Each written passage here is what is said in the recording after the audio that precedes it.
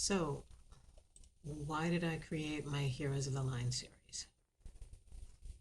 Okay. First and foremost, fair warning, these are not children's books. They're books about two children. The books are meant for what the industry calls new adult. So typically those who really are young adults, say between 18 and up. Now, why did I write it? So kids who are living through impossible situations could see themselves as capable, not doomed, and feel less alone. Before we get into it a little bit more deeply, remember one thing. There's a big hullabaloo about it these days. I'm a Gen Xer. We did grow up feral, and we had to figure stuff out for ourselves. These days, people underestimate children, kids, young teens, preteens, young adults, and even new adults. They're underestimated. Their intelligence is underestimated. Their ability to cope is underestimated.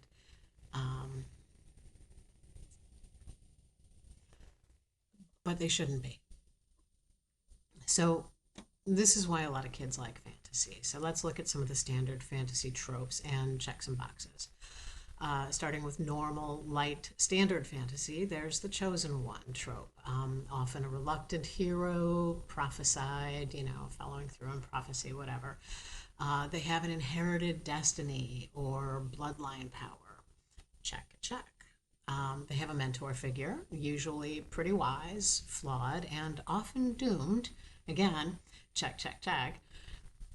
And yes, naturally, there's a hidden world alongside the mundane. And, I could throw out a bazillion different, instances of it, but pick your favorite. There, one of the things is trials that forge character. So, in other words, you're fresh out of the world that you thought was normal and that was going to be your normal, but I'm going to take you here and I'm going to give you this direction to go between those two mountains and find a river of fire and dive into it where you're going to have to find the map to X, which will lead you to the next step. So, it's a series of trials and tribulations that they have to go through in order to accomplish some end quest. And that's the nature of the hero's journey. It's just is the way that it is. There's also the sacrifice for the greater good. Usually, the sacrifice is the mentor. So that's the one that usually winds up getting. And of course, there is light versus dark. So often very, very morally simplistic. Not a lot of nuance here. The hero in the bright shining armor and the Black Knight. Taking these normal tropes to common dark fantasy or grim fantasy twists, you have the destiny as a curse. It is your curse to have to do this. There's a power that exacts a cost. Make your own things on this one. It could be Dorian Gray if you want. It could be, power that you draw from the world around you or that you draw from the people around you. So, I'm not going to go any further than that. Authority figures who are often corrupt or compromised, and they obviously all have their own agenda. This is very standard for any book of any genre. The systems that are in place in these grim fantasies perpetuate harm. There's always some great historic wrong that has to be righted. There's often moral ambiguity. So to test, is this right and under what circumstances, or, is there a way around it? These books also often use trauma as a shaping force. Well, remember that time you got stuck in the fire swamp or in the fire, a lake of fire, a river of fire when you were looking at that? Yeah, trauma is a shaping force. The loss of, sometimes even the loss of a family member. What is, you know, what shapes us other than our traumas? Survival requiring terrible choices. So, do you let someone else get hurt in order to save yourself? Hope that is earned, not promised. So, and, the idea that hope is earned is a really, really, really important thing to touch on here. It is not promised. In the book, for the reader, you pretty much go in and you're like, yeah, I'm going to get a happy ending here.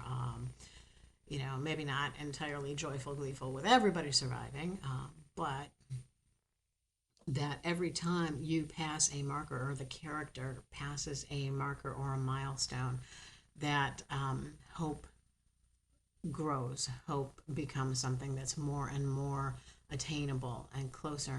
So it's like that brass ring that they can grab for. But there are some tropes that are implied in really, really unhealthy ways, like the idea that you must suffer to be worthy. Why? Why not just have the heart? Obedience equaling salvation. You have to follow through on this. You have to do it. You must, and you must follow these rules. Why?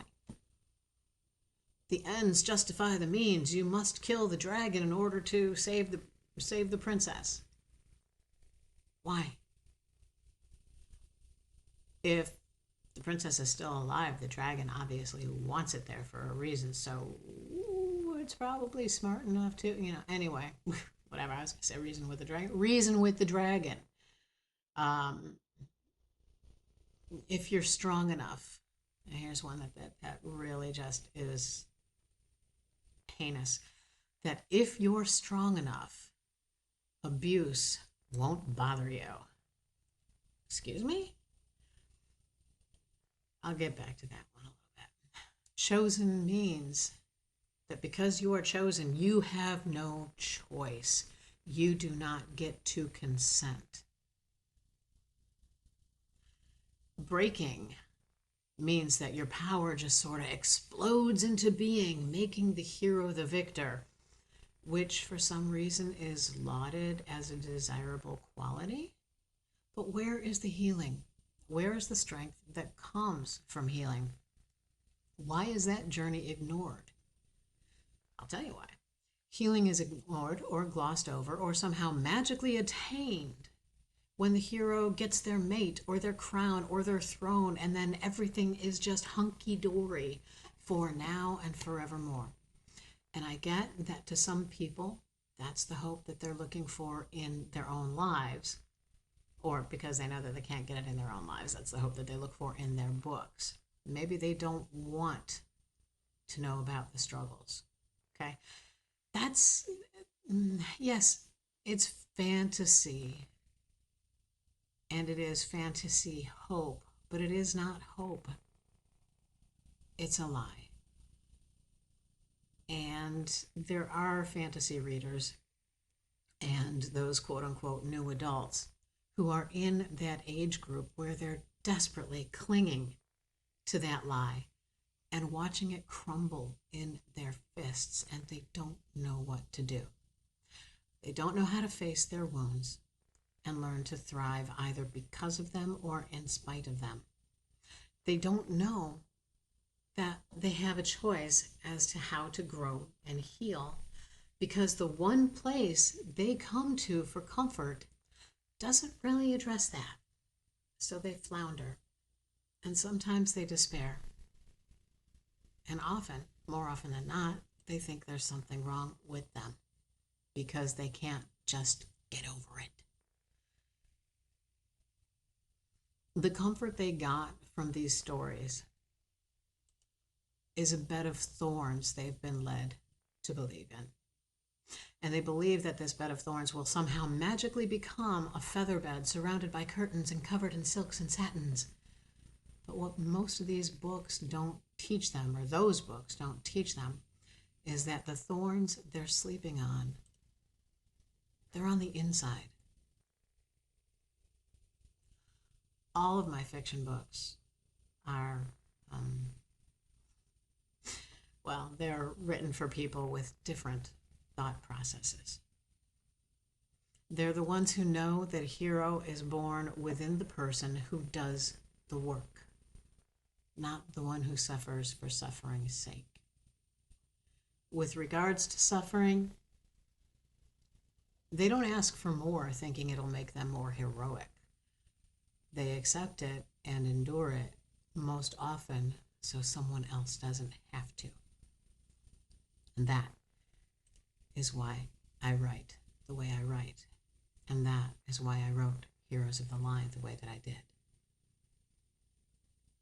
I hope that clears things up. Have a great day. Stay well, stay safe, and stay entangled.